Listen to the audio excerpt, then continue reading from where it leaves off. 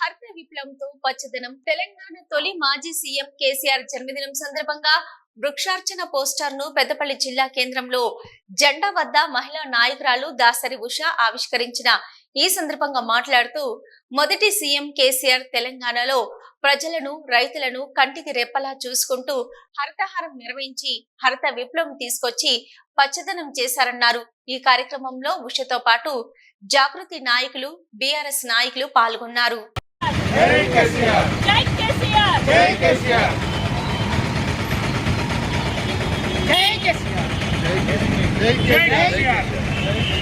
జనవరి 17వ తారీఖు మన తెలంగాణ తొలి ముఖ్యమంత్రి శ్రీ కల్వకుంట్ల చంద్రశేఖర్ రావు గారి జన్మదినం సందర్భంగా మరి 101 మొక్కలు నాటి మరి కేసీఆర్ గారి ఆరోగ్యం మరి అదే విధంగా ఆయన జీవితం కూడా సెంచరీ దాటాలి అని చెప్పేసి ఆ కోరికతోటి మేమందరం ఈ విధంగా చేయడం జరుగుతుంది। మరి మన కాంగ్రెస్ ముఖ్యమంత్రి ఏమంటాడు నేడు అసలు ఆయనకు చక్కగా నడవడమే రాదు ఇంకేమున్నది ఆయనది అని అంటాడు। మరి నీకు అన్నీ చక్కగానే ఉన్నాయి కదా, మరి యువ నాయకుడిగా మీరు వచ్చిండ్రు కదా, మరి ఇంత యవ్వనంలో మీరు ముఖ్యమంత్రి హోదా మీకు ముఖ్యమంత్రి స్థానాన్ని కల్పించినందుకు మీరు తిరిగి మళ్ళా తెలంగాణని ఏ విధంగా చూస్తున్నారు?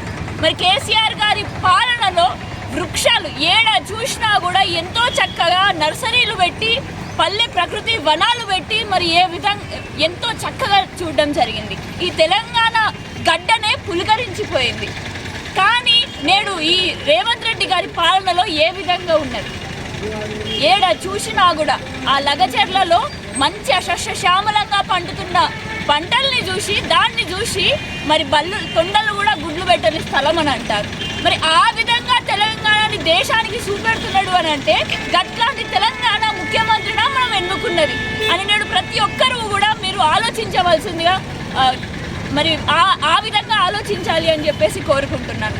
అదేవిధంగా వికలాంగులుగా విమర్శించినటువంటి రేవంత్ రెడ్డి గారు మన తొలి ముఖ్యమంత్రి కేసీఆర్ గారిని మరి ఎంతోమంది వికలాంగులే ఒక స్టీఫెన్ హాకింగ్ లాంటి సైంటిస్టులు ఎంతో గొప్ప గొప్ప పేరు ప్రఖ్యాతలు గాంచి మన భారతదేశానికి మాత్రమే కాదు మొత్తం ప్రపంచంలోనే ఎంతో సైంటిఫిక్ రీసెర్చ్లు చేసి మన మానవ జాతిని ముందుకు తీసుకొని పోయింది।